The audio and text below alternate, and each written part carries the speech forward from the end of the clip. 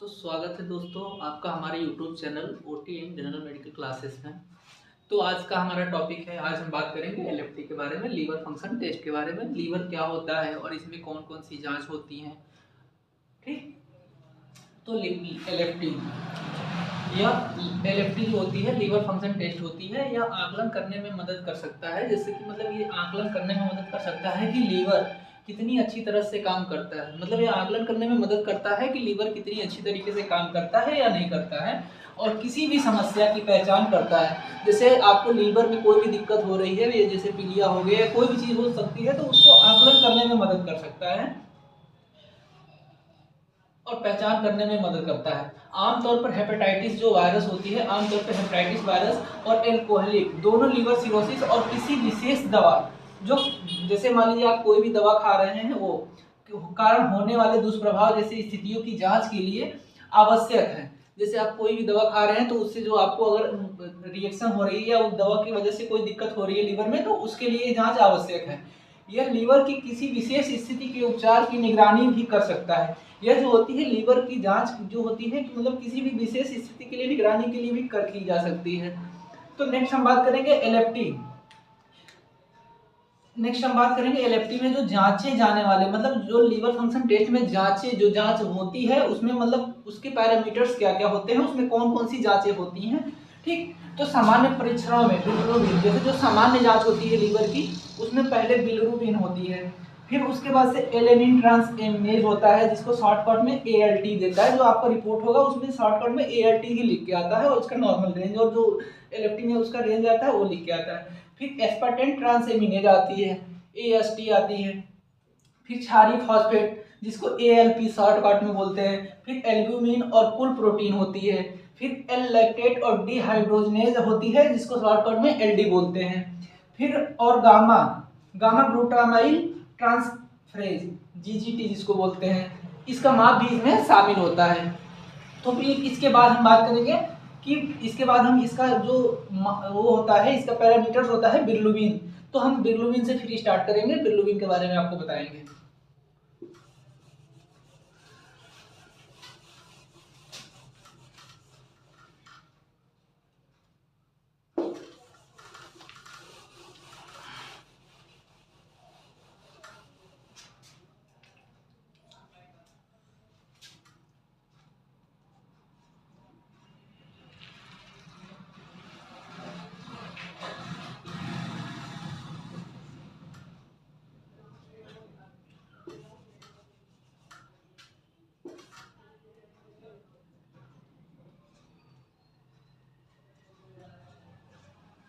Bilirubin, ठीक, यह लाल रक्त कोशिकाओं को टूटने, जैसे जो आरबीसी होती है, उसको टूटने के दौरान उत्पन्न होता है। जो बिलिरुबिन होती है वो लाल रक्त कोशिका, जैसे जो आरबीसी होती है, उसके टूटने के दौरान उत्पन्न होता है।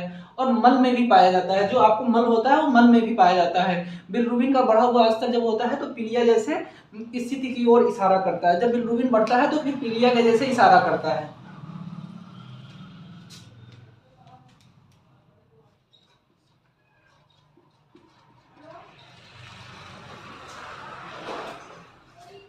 तो बिलिरुबिन के बारे में बात करेंगे। यह आरबीसी लाल रक्त कोशिकाओं के टूटने के दौरान उत्पन्न होता है और मल में पाया जाता है।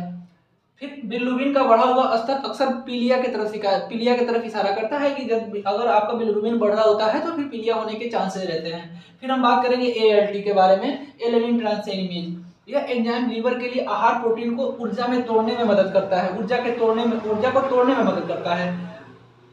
एएलटी का उच्च स्तर जो होता है लीवर को क्षति का संकेत देता है। जैसे कि अगर एएलटी का मात्रा आपके शरीर में बढ़ा हुआ है तो ये लीवर को क्षति का संकेत देता है, जैसे कि आपका लीवर खराब होने के चांसेस हैं। फिर हम बात करेंगे एएसटी के बारे में।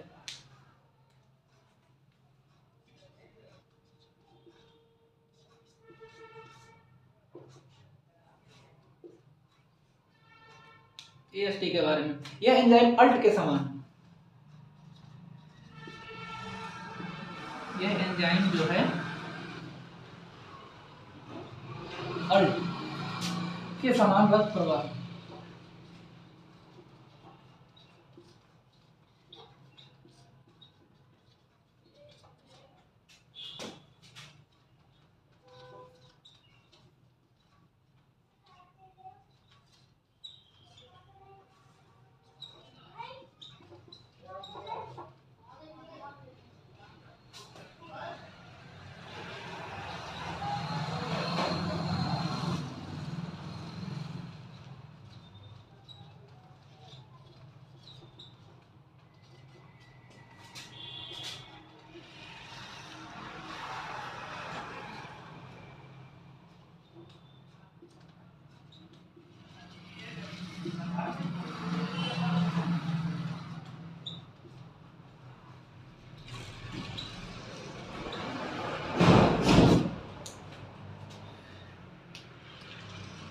ये है AST। AST मतलब एस्पर्टेंट ट्रांसएमिनेज। यह एंजाइम अल्ट के समान रक्त प्रवाह में मौजूद होता है। यह अल्ट के समान रक्त प्रवाह में मौजूद होता है। यह लीवर को एमिनो एसिड को तोड़ने में मदद करता है। यह जो लीवर में एमिनो एसिड होता है उसको तोड़ने में मदद करता है। फिर हम आते हैं क्षारीय फास्फेट ALP।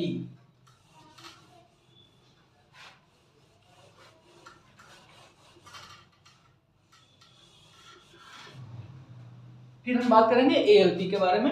यह यकृत में पाया जाने वाला एक और एंजाइम है। यह जो होती है यकृत में पाया जाने वाला एक और एंजाइम है जो प्रोटीन को तोड़ने में मदद करता है और यह हड्डियों में भी पाया जाता है। यह जो होती है ये हमारी हड्डियों में भी पाया जाता है। फिर हम बात करेंगे एल्बुमिन और कुल प्रोटीन के बारे में।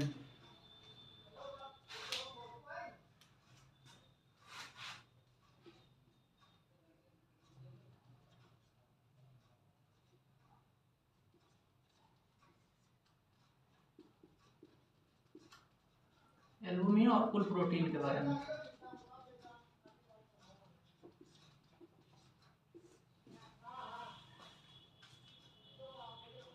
और कुल प्रोटीन के बारे में।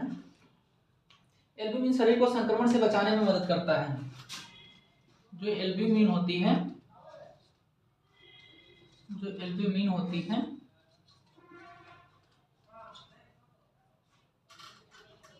एल्बुमिन जो होती है वो शरीर को संक्रमण से बचाने में मदद करती है।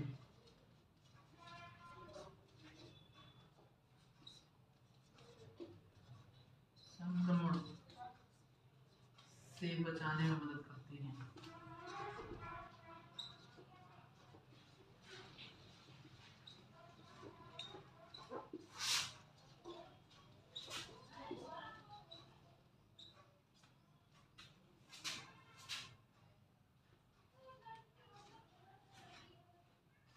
जब यह आवश्यक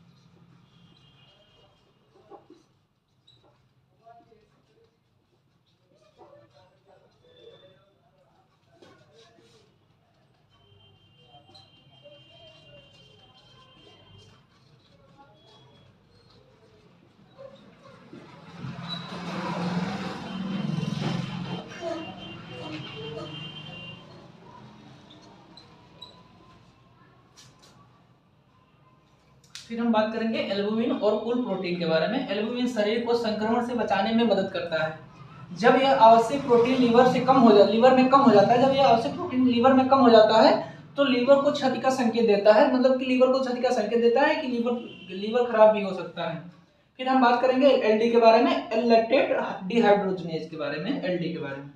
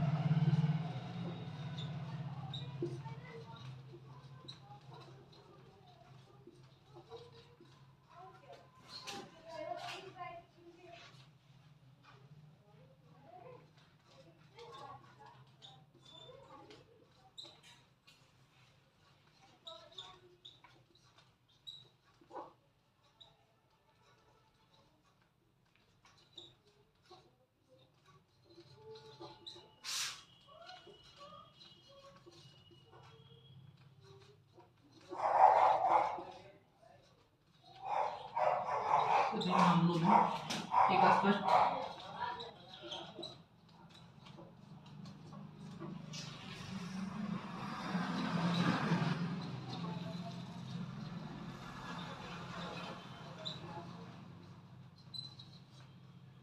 अब बात करेंगे एलडी के बारे में। जो एल लैक्टेट डिहाइड्रोजनेज होती है तो जो एल डिहाइड्रोजनेज होती है इसका उच्च स्तर जो यकृत होती है, हृदय होती है, यकृत को क्षति का संकेत दे सकता है।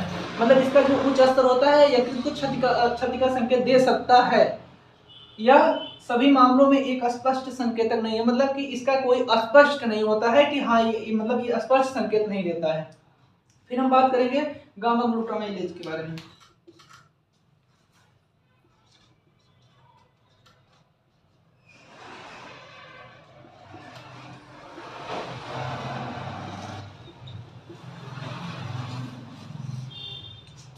रक्त में जो जीजीटी होती है, ये रक्त में पाए जाने वाला एक अन्य एंजाइम उच्च स्तर को लीवर क्षति के संकेत के रूप में समझा जा सकता है।